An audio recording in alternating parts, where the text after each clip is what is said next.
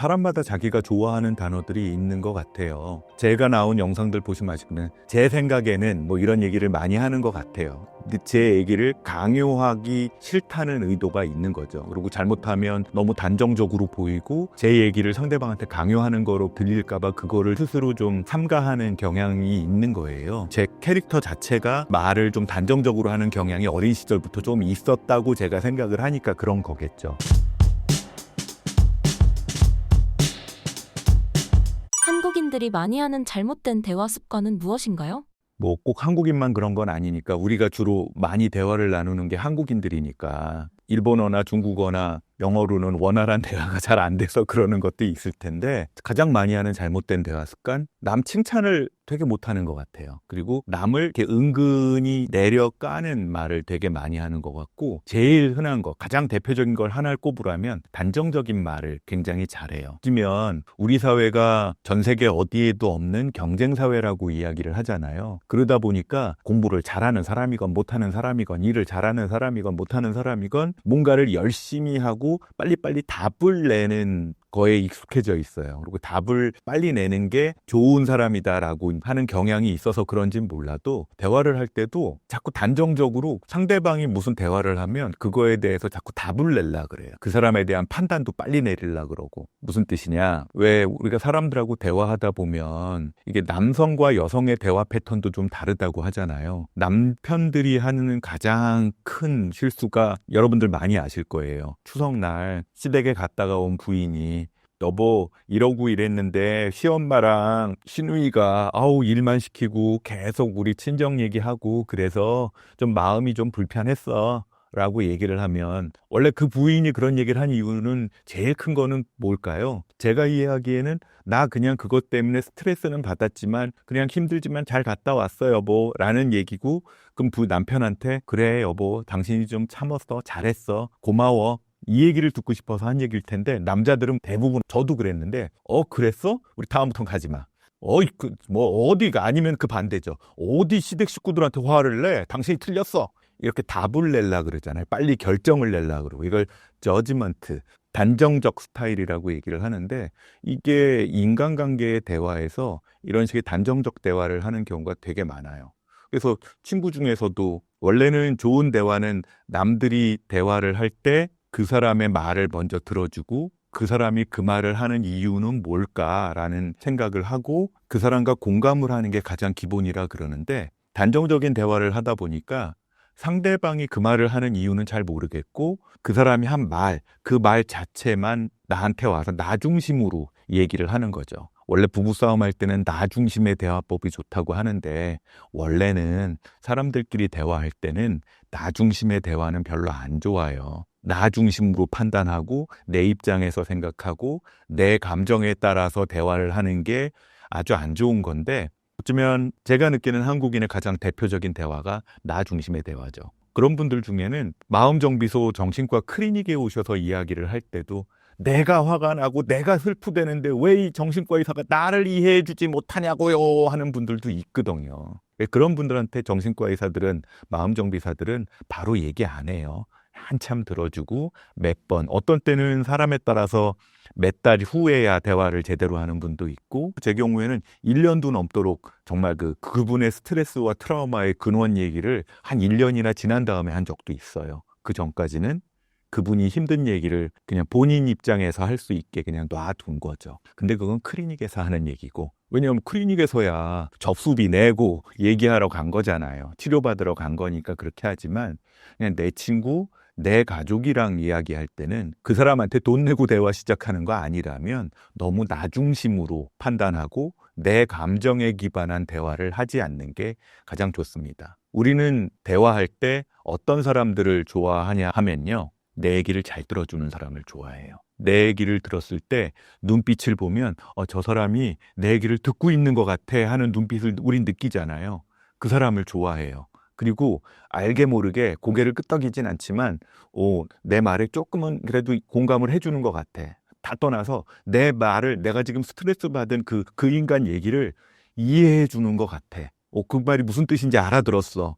그런 사람을 좋아해줘요. 그리고 섣불리 충고하지 않는 사람을 좋아해요. 사실은 내가 얘기를 하는 이유의 80%는 너한테 충고받으려고 하는 얘기가 아닌 경우가 많거든요.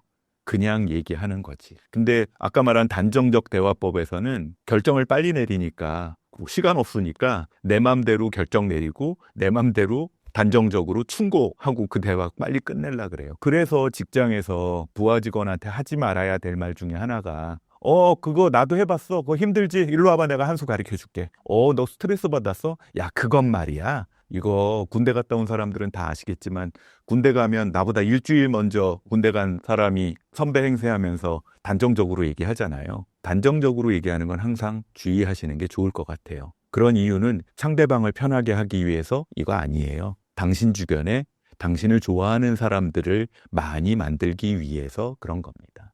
인간관계에 있어서 대화의 중요성은 어느 정도인가요?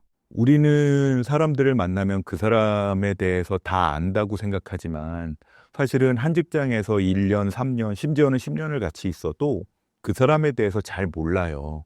옛날 우리 선배님들은 그런 적도 있었대요. 야, 니네 아빠는 뭐 하냐? 너 형제는 뭐 하고? 니네 엄마는 고향이 어딘데? 뭐 이런 얘기를 요새 한다 그러면 어때요? 재수없죠. 요새는 그런 얘기 잘 안 하잖아요. 그리고 너 뭐 스트레스 받는 거 있냐? 이런 얘기도 사실 잘 안 하잖아요. 저희 직장에 그 나이 많으신 그 높은 분이 계셨는데 이분이 직원들하고 이제 점심 식사 하다가 막내 직원한테 그런 얘기를 물어본 적이 있어요. 누구 씨는 예를 들어 미정 씨라고 합시다. 미정 씨는 일하다가 스트레스 받거나 짜증나거나 그러면 누구랑 얘기해요? 어떤 얘기해? 그랬더니 농담으로 한 얘기야. 그랬더니 그 신입 직원이 아주 그 편안한 표정으로 직장에선 그런 얘기 안 하는데요. 라고 얘기를 하더라고요. 근데 사실은 나도 그거에 동의하는 게 내가 뭐 문제 해결을 위해서 하는 얘기가 아니라면 굳이 뭐 나 힘들어요, 나 스트레스 받아요를 직장 동료나 윗사람한테 얘기할 것 같지는 않거든요. 근데 정말 우리 필요할 땐 어떻게 해요? 대화를 하죠. 얘기를 하죠. 우리는 사람을 판단할 때 그 사람이 원래 모습으로 판단하지 않아요. 그 사람의 외모와 그 사람의 말투와 그 사람의 행동으로 판단을 합니다. 그거는 왜 그거 있잖아요. 그 사람이 원래는 사람이 괜찮은 사람인데 일하다 보니까 그래. 그러니까 네가 좀 이해해 줘. 저는 그 말도 안 되는 얘기예요. 원래 안 좋은 사람이 어디 있어요. 그죠? 알고 보면 다 개인적으로는 좋은 사람들 되게 많아요. 우리 전 세계 역사상에 있었던 뭐 독재자들이라든지 뭐 살인마 뭐 이런 사람들 중에도 알고 보면 자기 자식들한테는 친절하고 아는 사람들한테는 좋은 선배고 후배고 그럴 수도 있거든요.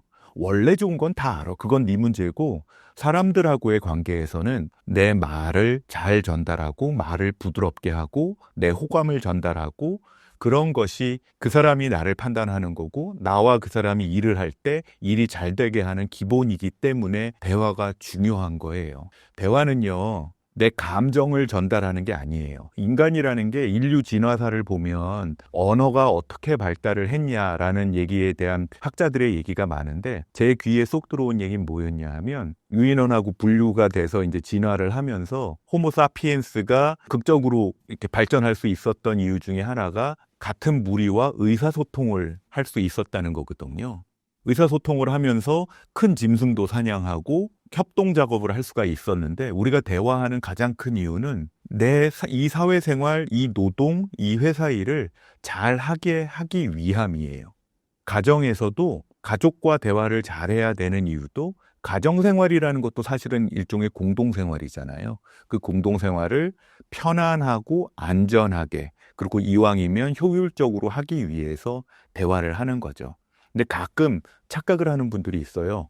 대화라고 하면 그냥 가까운 사람이니까 어떤 사람은 내 가족을 가까운 사람이라고 생각하는 사람도 있고 직장 동료들도 다 가족처럼 생각하는 사람들이 있는데 그 가족처럼 생각을 하니까 말도 함부로 하고 감정을 그냥 있는 대로 그 말에 실어서 대화를 하는 분들이 있어요. 그런 분들은 본인은 시원할지 몰라도 옆에 있는 분들은 굉장히 힘들고 그것 때문에 갑질을 당하고 스트레스를 받는 분들도 있답니다. 그래서 왜 성경에도 그런 말이 나오잖아요. 네 입에서 나오는 칼 때문에 뭐 이런 얘기 나오잖아요. 뭐 진짜 폭력으로 다친 거는 보상이 되지만 네 입에서 나간 뭐 그런 비수는 뭐 어떡하냐 뭐 이런 얘기도 있잖아요. 말은 항상 조심하고 생각해서 얘기를 해야 된다라고 얘기를 합니다. 왜 우리 친구들끼리도 그런 얘기 하잖아요. 야 그냥 생각나는 대로 말하지 말고 생각 좀 하고 말해. 정신과 의사도 그렇게 생각합니다. 상대방에게 호감을 주는 대화의 특징은 무엇인가요? 호감을 주는 대화의 특징은 일단 상대방의 말을 일단 들어주는 거예요. 바로 답변하려고 하지 않으셔도 돼요. 일단 들어주는 겁니다. 우리 피구 해보셨죠? 피구. 공놀이 할 때. 그러면은 피구 잘하는 친구들 보면 상대방이 나를 맞추려고 던진 공을 일단 약간 물러나면서 공을 받는 걸로 시작을 하잖아요. 상대방의 공을 먼저 받아주는 게 필요해요. 받아주고 그 사람이 무슨 이야기를 했는지 들어주고 그러고서 필요하면 내 얘기를 해주는 거. 이게 대화의 기본인 거죠. 대화는요, 일방통행이 아니고 쌍방향 통행이기 때문에 그래요.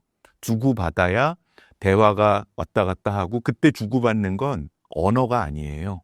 그 언어에 실린 나의 감정과 나의 의도, 나의 의도와 그 사람에 대한 호감. 우리 썸 탈 때도 눈빛으로 썸 타나요? 물론 그렇기도 하죠. 근데 되게 말로 시작을 하잖아요. 뭐, 이 동네 처음 오셨어요? 이거 맛있죠? 그 말에 호감이 실려 있죠. 그리고 이거는 실질적으로 제가 드리는 팁인데 상대방하고 대화할 때 그 사람한테 호감을 주겠다고 생각한다면 그 대화를 재미있고 그 사람을 내가 좋아한다고 생각하세요. 그래야 그 얘기가 잘 들려요. 이건 제 개인적인 직업 비밀인데 전날 밤에 술 먹고 스트레스 받은 날도 있을 거 아니에요. 마음정비소에서 상담해야 되는데 그럴 때 제가 아침에 한 5분에서 10분 눈 감고 명상 비슷한 거 하면서 마음속으로 부탁을 하는 게 뭐 기도일 수도 있고 명상일 수도 있는데 마음속으로 제가 기원하는 게 뭐냐 하면 오늘 오신 분들이 저한테 얘기를 할 때 그분의 얘기에 내가 짜증이 나지 않고 힘들지 않고 피곤하지 않고 그 사람한테 되도록이면 편안함을 느낄 수 있게 내가 마음 먹게 했으면 좋겠다는 걸 늘 기원하고 시작을 해요. 상대방하고 대화할 때도 저 사람이 대화를 내가 호감을 가지고 시작하겠다라고 마음 먹고 시작하는 게 제일 중요하고요. 지금 제 태도 보세요. 제가 약간 몸을 앞으로 기울여 있죠. 앞으로 약간 기대세요. 앞으로 기대고 그런 분도 있어요. 귀를 상대방을 향하는 거죠. I'm listening, I'm listening. 그 다음에 상대방의 눈을 쳐다보는 것도 굉장히 좋습니다. 이건 동서양이 조금 달라요. 서양권에서는 이 대화를 나눌 때 눈을 쳐다보지 않으면 내 대화를 안 듣는다고 판단하는 분들도 있대요. 코케이시언 백인들 중에는. 근데 동양권에선 사실은 눈 빤히 쳐다보고 있으면 좀 무안한 경우들도 있잖아요. 근데 상대방을 쳐다보는 건 굉장히 중요해요. 그럴 때는 눈 쳐다보기가 좀 힘들면 저는 어떻게 하냐면 저도 은근히 좀 내성적이라 상대방을 쳐다보되 오른쪽 눈 한 번 봤다, 왼쪽 눈 한 번 봤다, 코끝도 한 번 봤다, 보통 여기 미간도 한 번 봤다. 근데 그것도 좀 쑥스러우면 인중을 보라는 얘기를 많이 해요. 코 밑에 여기 인중, 거기 이렇게 바라보고 있으면 상대방은 내가 본인을 보고 있다고 느껴요. 제가 지금 인중 보고 있는데 그냥 본인 보고 있는 것 같죠? 상대방을 쳐다보는 거 굉장히 중요하고요. 가끔 눈웃음을 쳐줄 필요는 없어요. 그냥 고개만 끄덕여 주거나 가끔의 반응을 한 번씩 보이는 것도 도움이 됩니다. 이거는 그냥 사회 기술이에요. 다만 사회 초년병이라면 상대방의 대화를 잘 들어줘야겠다는 욕심에 너무 웃음을 흘릴 필요는 없어요.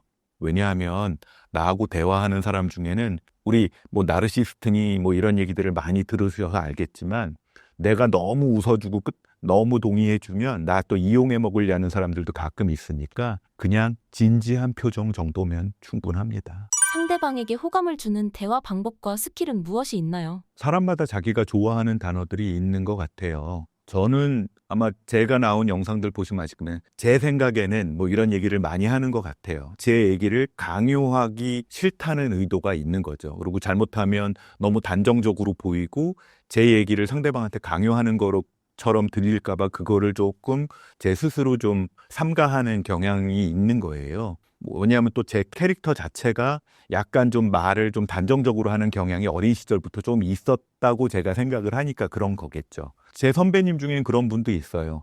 이게 정답은 아니겠지만 상대방한테 일단 여지를 주는 거죠.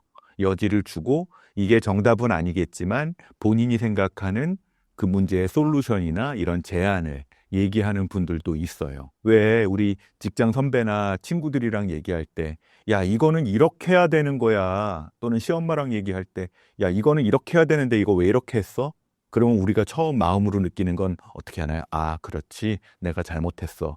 내가 이걸 따랐어야 되는구나 라고 생각하진 않잖아요. 어떻게 생각해요? 재수없다고 생각하잖아요. 단정적이고 정답을 먼저 내 맘대로 정하는 거는 우리가 피해야 될 일 중에 하나인 거예요. 그래서 대화 잘하는 분들은 본인 의견을 단정적으로 정답이라고 얘기하지 않아요. 어떤 사람은 이게 정답은 아니지만, 또는 내 생각에는, 또 어떤 사람은 더 돌려서 다른 사람들은 이렇게 하더라 라고 얘기하는 분들도 있더라고요. 근데 제일 많은 사람들은 얘기 안 해요.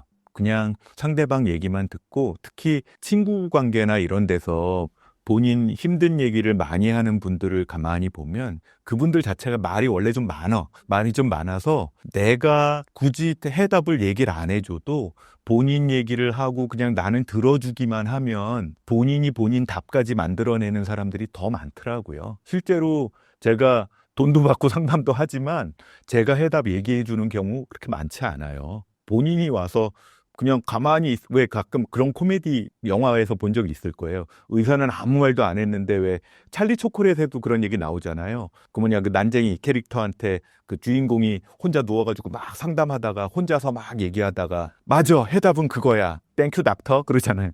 닥터는 아무 얘기도 안 했는데. 우리가 대화할 때도 굳이 내가 어떤 얘기를 안 해도 돼요. 우리는 사실은 그냥 좋은 경청자, 얘기 잘 들어주는 사람만 돼도 됩니다. 그래서 나는 잘해야 되는데 얘기를 너무 못해요 라는 생각 안 해도 돼요. 프레젠테이션을 하거나 내가 어떤 제안을 할 때는 그건 또 다른 문제죠. 그거는 발표 준비를 하고 프레젠테이션 준비를 해서 하는 거니까 그거는 일반적인 대화랑은 조금 달라요. 호감을 사는 대화를 위해 평소 어떠한 훈련을 하는 것이 좋은가요? 저는 가끔 제 직업이 있어서 그런지 모르겠지만 거울을 봐요. 제 표정이 어떤지. 그리고 제 입꼬리는 얼마나 처져 있는지, 나도 모르게 이러고 있는 건 아닌지, 나도 모르게 인상 쓰고 있는 건 아닌지. 사실은 인상 쓰는 거라든지 입꼬리가 처짐이라든지 이거는 충분히 훈련과 연습으로 교정할 수 있거든요. 우리 직장 나갈 때 집에서 승질 부리는 마스크는 벗어놓고 직장 마스크 쓰고 나가잖아요. 누구나 다 그래요. 그럴 때 입꼬리도 한번 좀 잘 올라가 있는지 체크하는, 그리고 눈썹이 너무 전 원래 좀 처지긴 했는데 너무 처지지는 않았는지 한번 확인해 보는 거울 보기도 좋은 팁이 될 수 있습니다.